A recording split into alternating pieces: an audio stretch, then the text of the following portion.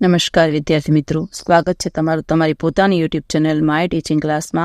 આજે આપણે ભણીશું ધોરણ 8 વિષય હિન્દી ગાલા સ્વાધ્યાય પોથીમાં પાઠ 7 સોચ अपनी अपनी, જે એક વાદ વિવાદ છે। ચાલો વિદ્યાર્થી મિત્રો પ્રશ્ન ચાલુ કરીશું। પહેલો પ્રશ્ન, નીચે दिए गए चित्रों के आधार पर प्रश्न के उत्तर दीजिए। जो આ ચિત્રો આપેલા છે એના ઉપરથી આપણે પ્રશ્નોના જવાબ લખવાના થાય છે। ચાલો આગળ લખીશું।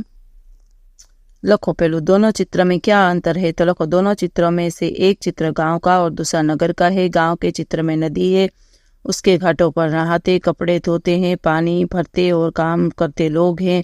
गांव में कच्चे घर है, लोग मामूली कपड़े पहने हुए हैं, लेकिन गांव में बड़ी शांति का वातावरण है। नगर के चित्र में चौड़ी और दो तरफा सड़कें हैं, पक्के मकान है, सड़क पर पाछा वाहन चल रहे हैं, वाहनों के कारण शोर है, लोग आधुनिक वेशभूषा में हैं।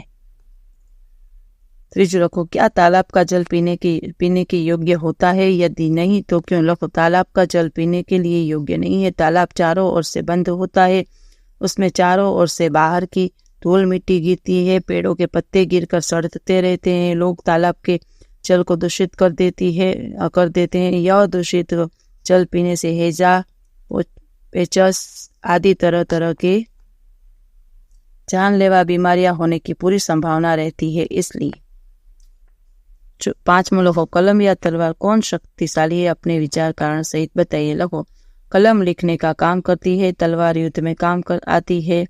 कलम के साथ दिमाग की शक्ति जुड़ी है, तलवार के साथ शारीरिक बल जुड़ा है। कलम कविता, कहानी, उपन्यास, जीवन चरित्र आदि लिखती है। तलवार गले काटती है और खून बहाती है। कलम आनंद देती है, उससे समाज में सुख शांति है का प्रसार होता है। वह लोगों के दिल जीतती है, वह बुरों को अच्छा बनाती है। रामायण पढ़कर कितने ही रावण राम बन गए। गांधी जी को आत्मकथा में इतने ही बुरे लोगों को अच्छा बना दिया।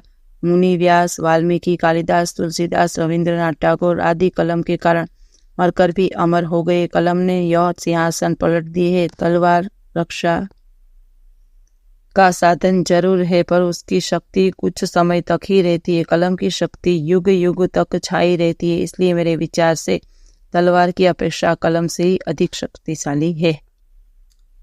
प्रश्न नंबर 2, निम्नलिखित सामग्री के आधार पर प्रश्नों के उत्तर लिखिए। बहुत दूर जन्म ले रहा है धरती जैसा ग्रह। नासा की दूरबीन ने दिखाई पृथ्वी के जन्म जैसी तस्वीरें। 424 प्रकाश वर्ष दूर है यह नया ग्रह। लखो पेलो, अंतरिक्ष की किस घटना से वैज्ञानिक उत्साहित है? लखो, वैज्ञानिक इस घटना से उत्साहित है कि अंतरिक्ष में पृथ्वी जैसा एक नया ग्रह जन्म ले रहा है। बीजू, पृथ्वी जैसा ग्रह बनने के लिए अंतरिक्ष में किस प्रकार की स्थिति होना आवश्यक है? तो लखो, पृथ्वी जैसा ग्रह बनने के लिए यह आवश्यक है कि अंतरिक्ष में पानी मौजूद है, इसके साथ धूल मिट्टी की पर्व हो, ऐसी चट्टानें हो जिनसे पृथ्वी ये ऊपरी पत्तों का निर्माण हुआ है।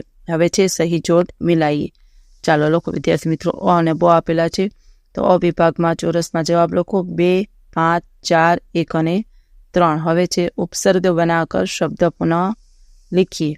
भिन्न तो के विभिन्न, देश तो के विदेश, पक्का तो के अधपक्का, राम तो के गम तो के दुर्गम, राष्ट्रीय तो अंतः राष्ट्रीय, जीव तो के निर्जीव, बल तो के निर्बल, समझ तो के गैर समझ, सुविधा तो के असुविधा, वांछित तो के अवांछित। हवे प्रत्यय लगाकर शब्द पुनः लिखिए।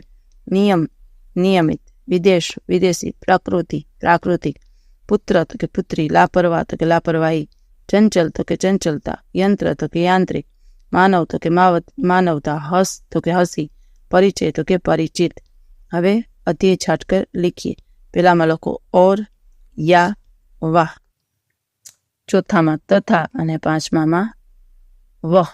ચાલો વિદ્યાર્થી મિત્રો, આજના વિડીયો લેક્ચરમાં આટલું જ। જો તમને આ વિડીયો ગમે તો લાઈક કરશો, તમારા મિત્રો સાથે શેર કરશો અને મારી ચેનલને સબસ્ક્રાઈબ પણ કરશો। આવજો।